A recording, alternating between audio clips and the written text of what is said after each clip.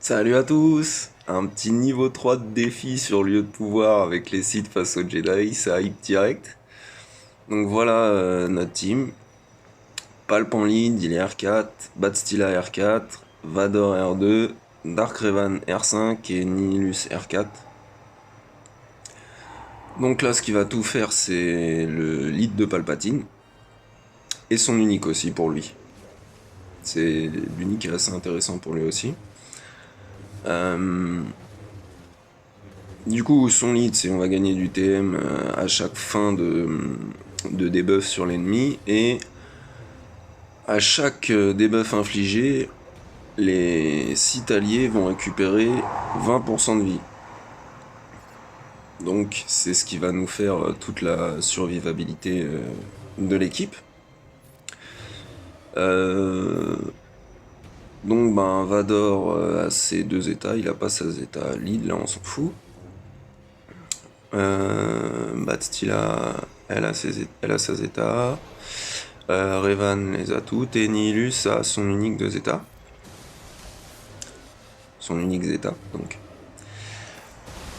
Donc le but en fait, ça va être de gérer les vies pour essayer de pas mourir dans un premier temps.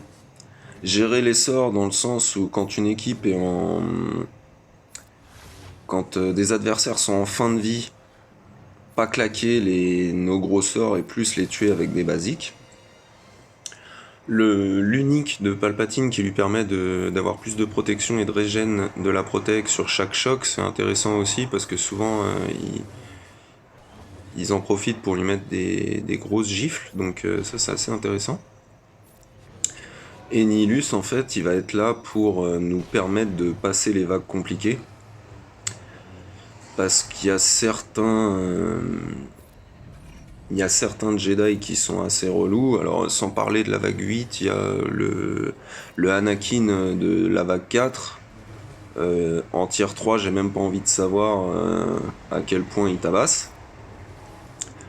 Le Kit Fisto aussi, à un moment, je sais plus, c'est vague 5, 6 par là. Une des deux, je sais plus trop. Ça va être intéressant de l'annihiler direct. Là, on va prendre Ayala Sekura parce que dans les autres défis, après la vague 2, la vague 3, c'est du Jedi random, là, des chevaliers gardiens Zebilamouche. Donc on n'en aura pas besoin et du coup on va récupérer ses stats avec Nihilus, comme ça il peut en prendre large plein la gueule et il va pas mourir. Et puis on va se finir les derniers chevaliers Jedi gardiens avec le reste de la team. Après, il y a quand même une question de chance par moment. Bah là, on peut voir, voilà, il y a il y a celui qui fait régène, je me rappelle même plus. Après, il y a que des sentinelles, des gardiens, des machins, donc là, on s'en fout. Même si du coup, ils ont quand même mis cher. Et ce qui est intéressant, c'est poum, sous le lead de Palpatine, Vador, il s'est remis full vie direct. Donc ça, c'est quand même... Palpatine, c'est clairement le meilleur lead là-dessus. Après, pour Vador et Dark Revan, j'ai été con, j'ai validé quand j'ai fini le truc parce que j'étais hypé de l'avoir fait direct dès la première fois. Mais j'aurais dû quitter pour essayer avec Traya et Sion, parce que pour moi, ça peut être aussi intéressant d'avoir Traya et Sion que Vador et Dark Revan. Tout simplement parce que, par exemple, si vous n'avez pas la Zeta qui permet de récupérer de la protec sur Palpatine quand il met un choc, ça peut être intéressant d'avoir Traya dans sa team, tout simplement pour déjà isoler les Jedi chiants en face, et régène de la protec sur... Palpatine est souvent focus, donc Palpatine ou un autre de vos sites qui est pas en bonne posture, on va dire. Là donc, à la vague 3, je vais garder l'annihilation qui était prête, parce que je sais que vague 4 c'est Anakin, et entre Anakin qui met déjà des patates de forain dans les tiers 1 et 2, là j'ai pas envie de savoir comment il tape. Donc il va pas jouer du tout, poum, il va dormir. Et, dans cette vague d'ennemis aussi, il y a quand même Five qui est monstrueux. il est archi long à tuer. Mais là on peut voir qu'il y a déjà du debuff de partout, donc après c'est juste gérer sur les tuer les uns après les autres. C'est pas... C'était vraiment Anakin la première... l'arme principale de cette vague. Et c'est pour ça que Nihilus est là. Et du coup en plus Nihilus, comme il l'a annihilé, il a récupéré ses stats, donc là il est bien entre les stats d'Ayala et les stats d'Anakin. Je sais pas combien ils ont de vie en face, on va voir plus tard, à un moment quand Vador va faire le lancer de sabre. Il y a de la vie, donc là il est bien, il crèvera plus Nihilus. Là Imagundi en plus il est pas spécialement relou, donc un peu de chance quand même parce que Vador passe dans le jaune. Palpatine n'était pas très bien non plus, mais je pense que même s'il n'y a pas de chance ou des girs un peu moins hauts que ceux que j'ai, ça peut passer. Donc faut juste continuer d'essayer. Là c'était mon premier essai, ça s'est bien passé. Enfin non, le deuxième, la première fois pour rigoler, j'ai mis en auto. Mais ça, ils n'ont pas fait long feu en auto.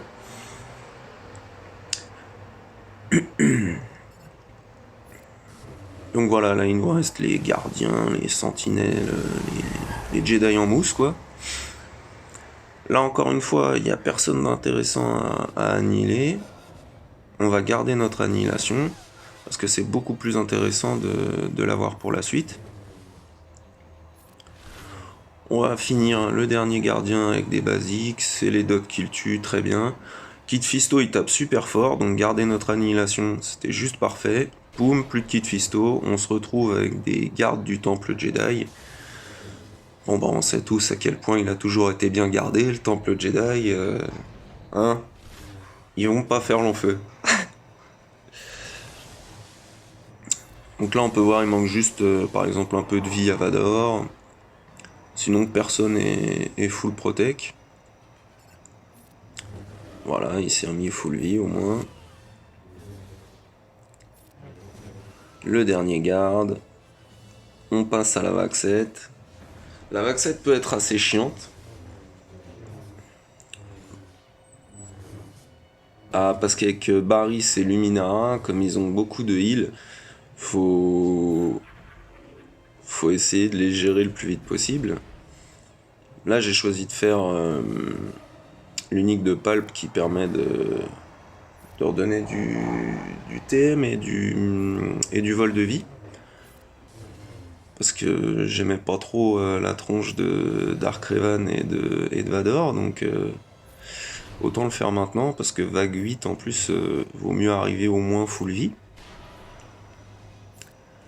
Donc là on a viré Luminara, déjà ça en fait une de moins qui est un peu chiante. Là ils sont 4, ils ont tous des debuffs. Nihilus il vient de faire son drain. Normalement l'annihilation elle est disponible pour la vague 8.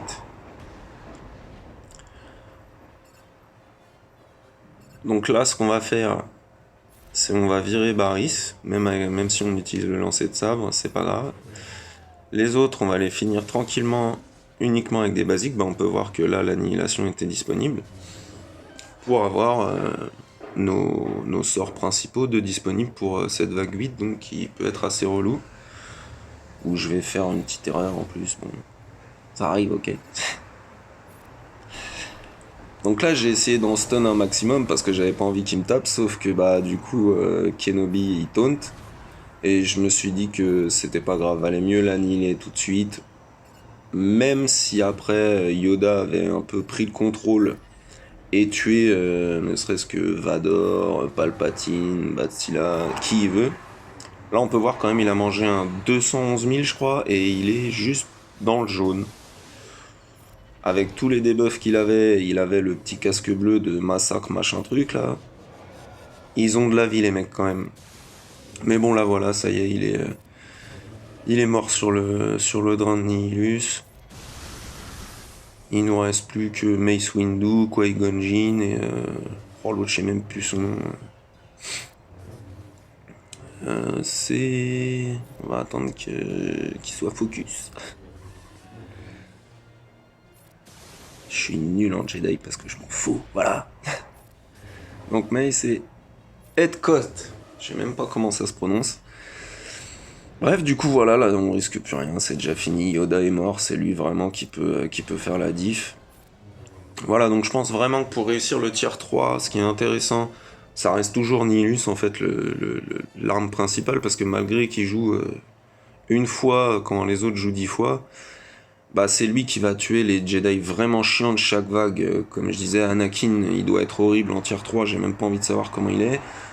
Kit Fisto, il me semble qu'il a une AOE qui peut faire mal, donc ça reste intéressant.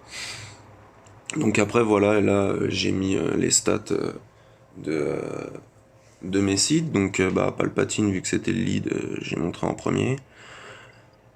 Ils sont pas ouf, hein. J'ai pas des modes de cinglés pour tout le monde. Comme on peut voir, mes PG c'est 3,7 millions, donc pour les modes faut faire des choix. Ensuite, Dark Revan, bah lui c'est celui qui a le plus haut niveau de relique, relique 5. Tous les autres étaient relique 4 sauf Vador qui est relique 2.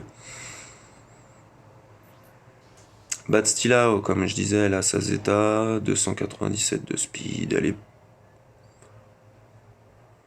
Voilà, elle est relique 4, c'est pas mal. Vador, il est relique 2, il a un seul mode 6. Il est pas foufou, mais depuis son rework et ses deux petites Zeta, parce qu'avant son rework, j'avais mis aucune Zeta. Je le trouve vraiment bien. Nihilus c'est mal modé, il devrait être modé en santé. Mais comme je disais, on n'a pas tous les modes qu'on veut, donc voilà, au moins le tier 3 est passé du premier coup si on compte pas mon test en auto. Et du coup, bah, on peut constater que les sites sont toujours supérieurs aux Jedi. Voilà.